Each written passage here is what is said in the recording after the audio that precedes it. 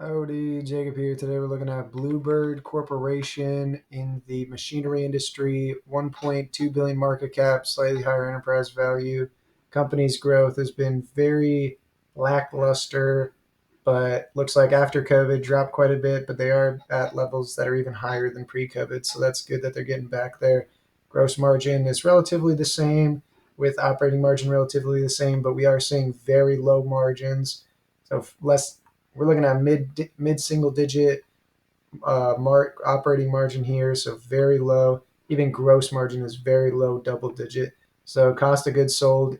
This is a very capital intensive business. It looks like with recently high returns on invested capital, but that does appear to be due to, or it does look like they do have quite a bit of debt, which we see from return on equity here. Let's look at what that is. So 79 million cash on hand with 111 million long-term debt. Okay, so it's not a lot of debt, so that's a positive there. But they've gotten to a point where even on the balance sheet, their assets are greater than their liabilities, so we're not having negative shareholders' equity, which is a positive. And it's not saying that that's necessarily a very bad thing. I know a company like I've reviewed HPQ before, and I don't know if it's currently, but their assets have been lower than their liabilities. But it is mostly due to the fact that they're repurchasing shares at they were repurchasing shares at a very intensive rate, and so that does, as I say in other videos, your return on invested capital can be inflated due to share repurchases because it's due to the balance sheet. And so the same thing can occur through just shareholders' equity being lower. It's the same concept.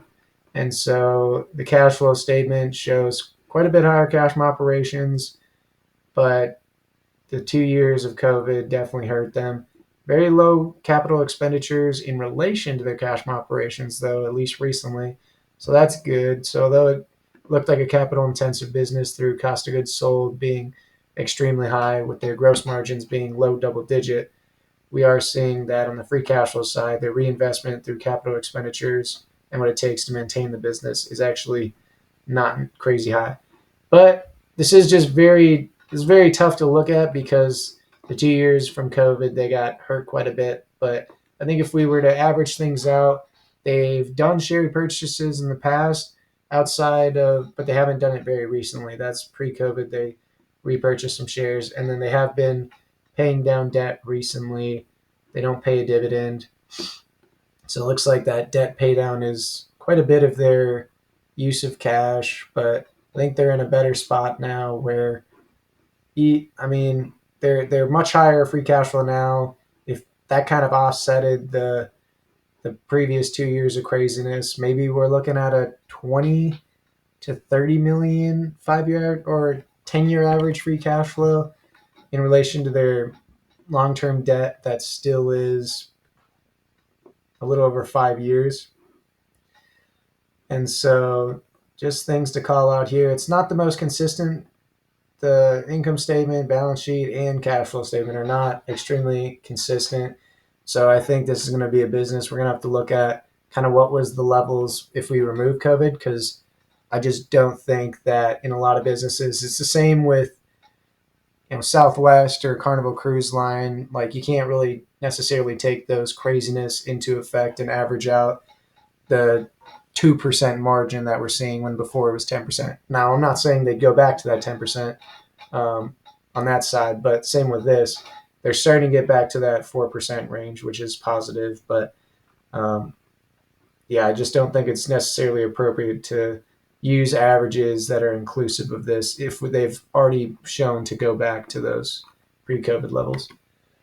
Let's start making some assumptions here, though. On the revenue side, I don't think we're going to be seeing a lot of revenue, maybe 2% grow pretty much with inflation. It doesn't look like they're a sexy business, so that really wouldn't surprise me. They've been around for quite some time, so I don't necessarily see them going away. But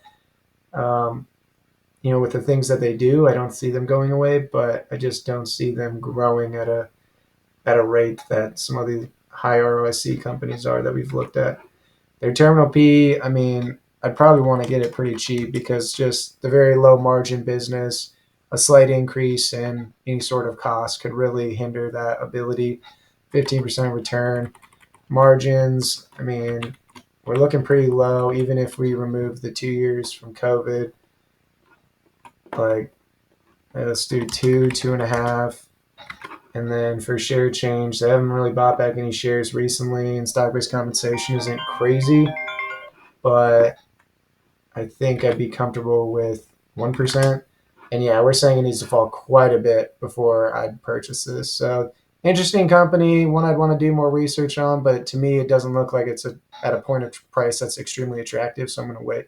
Hopefully you enjoy the video. Have a great rest of your day. Thank you.